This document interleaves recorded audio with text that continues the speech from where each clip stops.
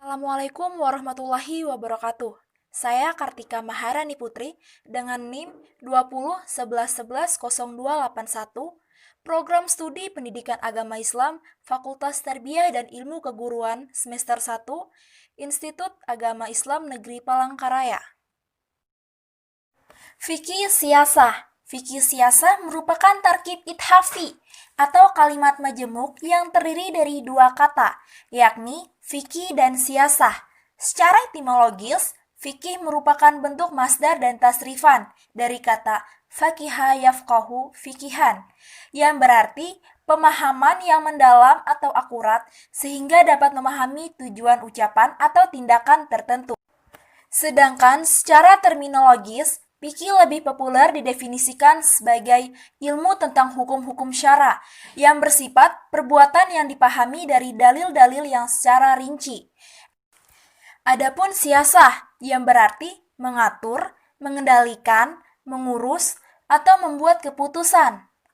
Secara terminologis, sebagaimana dikemukakan Ahmad Fathi Bahatsi, siasah adalah pengurusan kemaslahatan umat manusia sesuai dengan syara.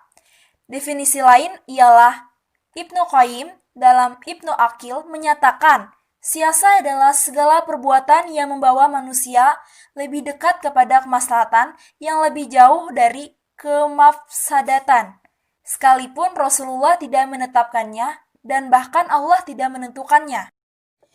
Ruang lingkup fikih siasah. Ruang lingkup fikih siasah dikelompokkan menjadi 3 bagian pokok, yaitu yang pertama, politik perundang-undangan atau siasah dusturiyah.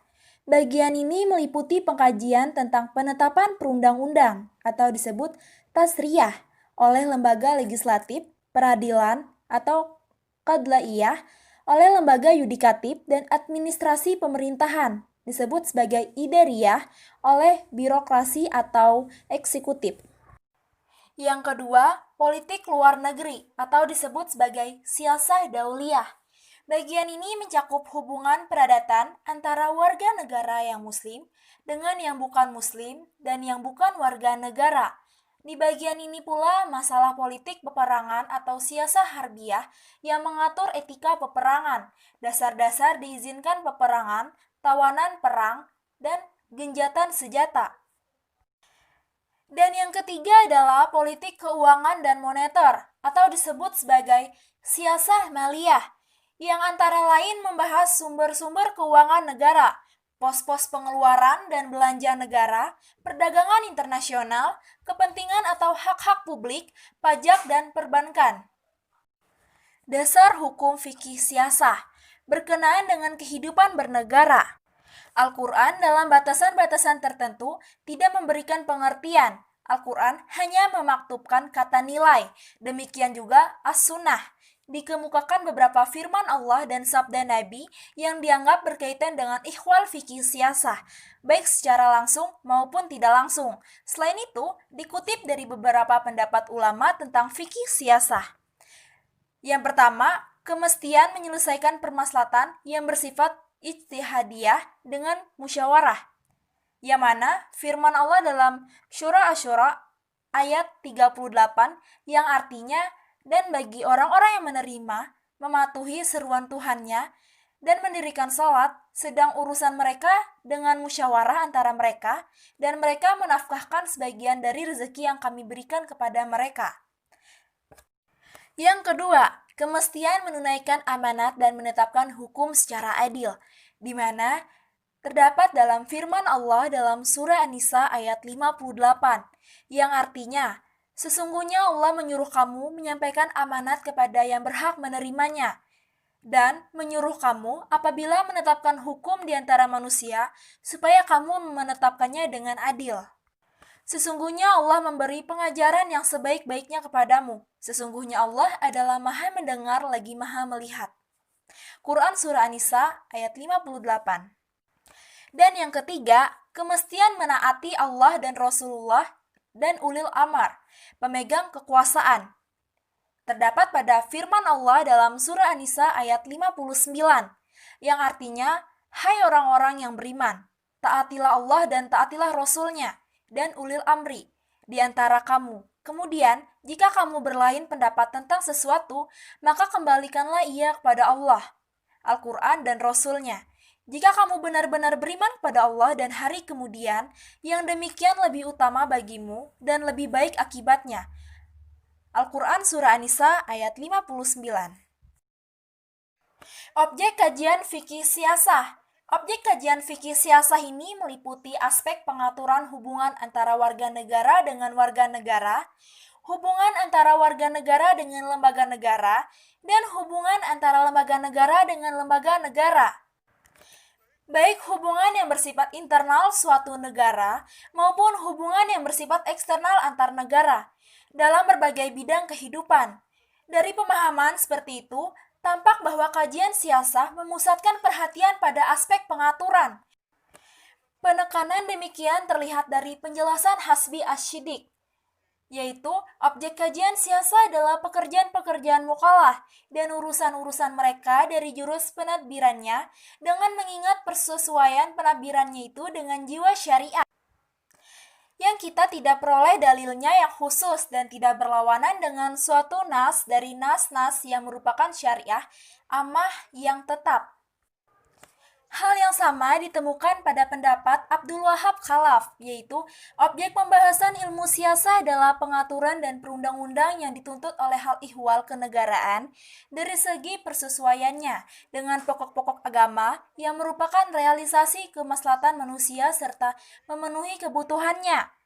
Dan secara garis besar, maka objeknya menjadi peraturan dan perundang-undang, pengorganisasian dan pengaturan kemaslahatan, dan hubungan antara penguasa dan rakyat, serta hak dan kewajiban masing-masing dalam mencapai tujuan negara.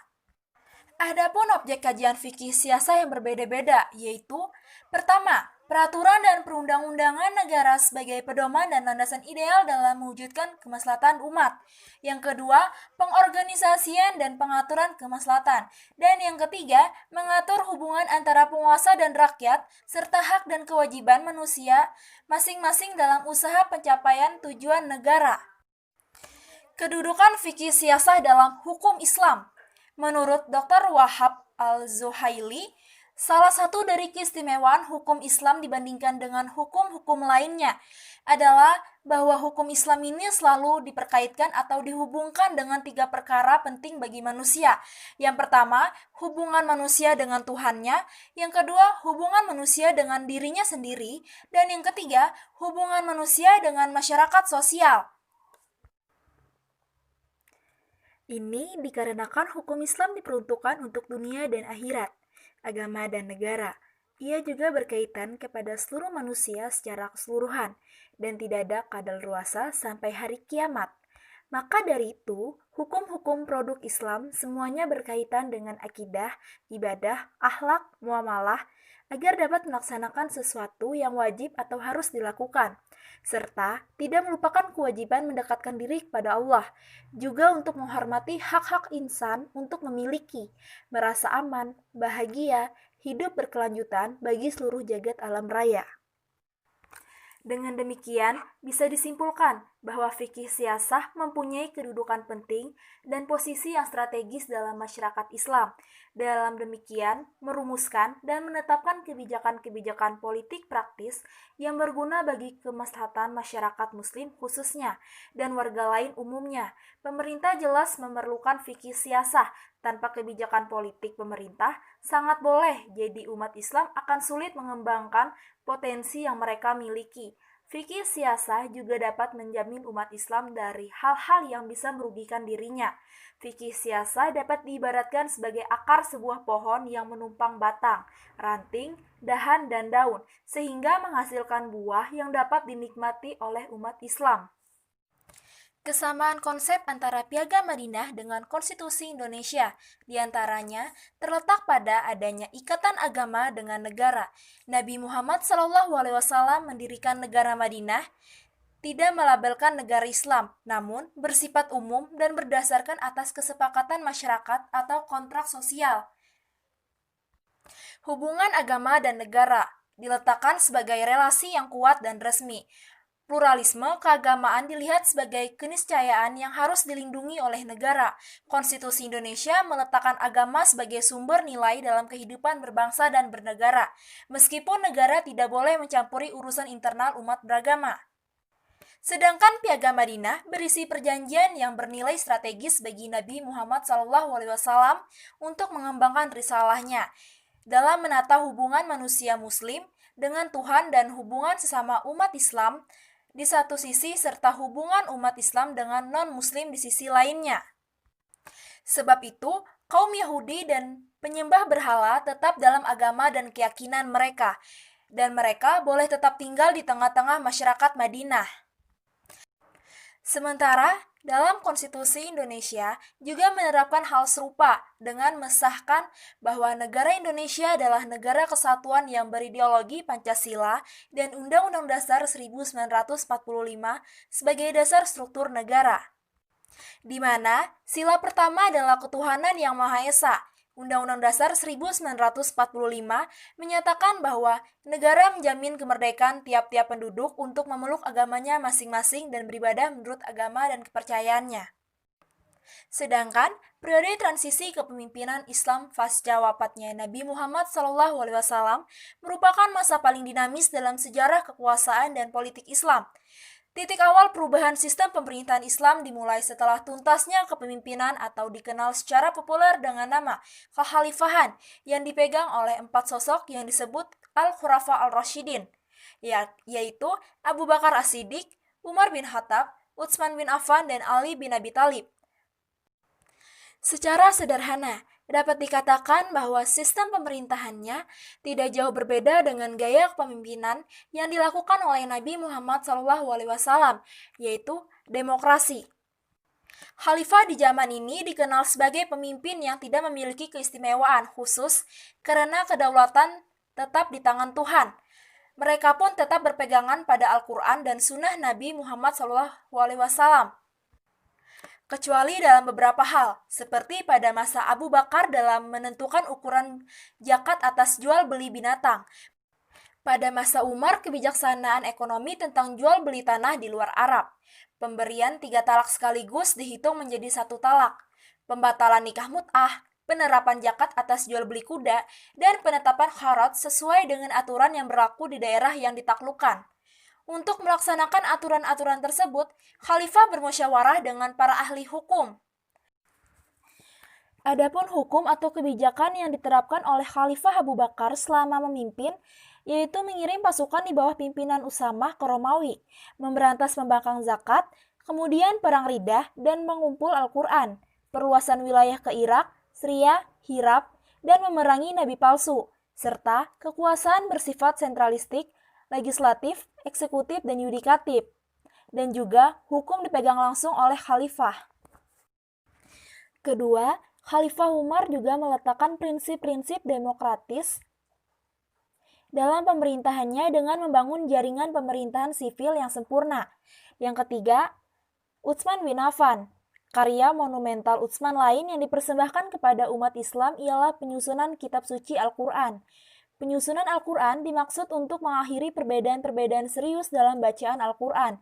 Disebutkan bahwa selama pengiriman ekspedisi militer ke Armenia dan Azerbaijan, perselisihan tentang bacaan Al-Quran muncul di kalangan tentara Muslim. Sebagiannya direkrut dari Suriah dan sebagiannya lagi dari Irak. Dan yang terakhir, Khalifah Ali bin Abi Thalib. Ia menghidupkan cita-cita Abu Bakar dan Umar, yaitu menarik kembali semua tanah hibah yang telah dibagikan oleh Utsman kepada kaum kerabatnya kepada kepemilikan negara. Ali juga segera menurunkan semua gubernur yang tidak disenangi oleh rakyat.